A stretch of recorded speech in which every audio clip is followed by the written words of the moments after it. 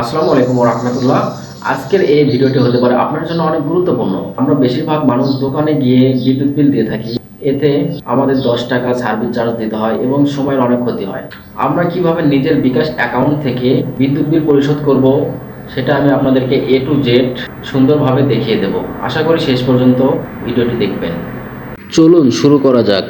প্রথমে আমি আমার বিকাশ অ্যাপসে ঢুকছি, তারপর পাসওয়ার্ডটা দিলাম, পাসওয়ার্ড দিয়ে বিকাশ অ্যাপসে প্রবেশ করলাম। তবে অবশ্যই আপনার অ্যাকাউন্টে ব্যালেন্স থাকতে হবে। বিকাশ অ্যাপসের প্রথমে আপনি পে বিল নামে একটি অপশন পেয়ে যাবেন, তারপর সেখানে ক্লিক করার পর ইলেকট্রিসিটি চলে আসবে। ইলেকট্রিসিটিতে ক্লিক করার পর কয়েকটি অপশন আসবে। যেহেতু আমার মিটারটি পল্লী বিদ্যুৎ পোস্টপেড, তাই আমি পল্লী বিদ্যুৎ পোস্টপেডে ক্লিক করি। তারপর আপনি অবশ্যই কোন মাসের বিদ্যুৎ বিল দিবেন সেটা সিলেক্ট করে দিবেন। এখানে আপনার মিটারের অ্যাকাউন্ট নাম্বারটি দিতে হবে। এই অ্যাকাউন্ট নাম্বারটি আপনার বিদ্যুৎ বিলের কাগজে লেখা থাকে। গ্রাহক বা হিসাব নং নাম্বারটি আপনার অ্যাকাউন্ট নাম্বার। এই গ্রাহক নাম্বারটি আপনি এখানে সঠিকভাবে লিখে দিবেন যেন কোনো ভুল না হয়। ভুল হলে কিন্তু আসবে না।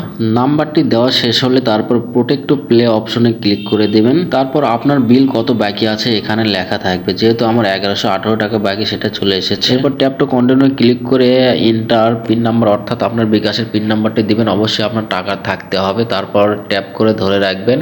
এভাবে আপনার বিকাশের বিল অটোমেটিকভাবে পেইড হয়ে যাবে। দেখুন আমার ওপরে চলে এসেছে তো বিকাশ থেকে যে আমার বিল পেইড হয়েছে। তারপর এখানে শেয়ার অপশন আছে, আপনি চাইলে শেয়ার করে বিদ্যুৎ বিলের প্রমাণটা অন্য কাউকে পাঠাতে পারবেন।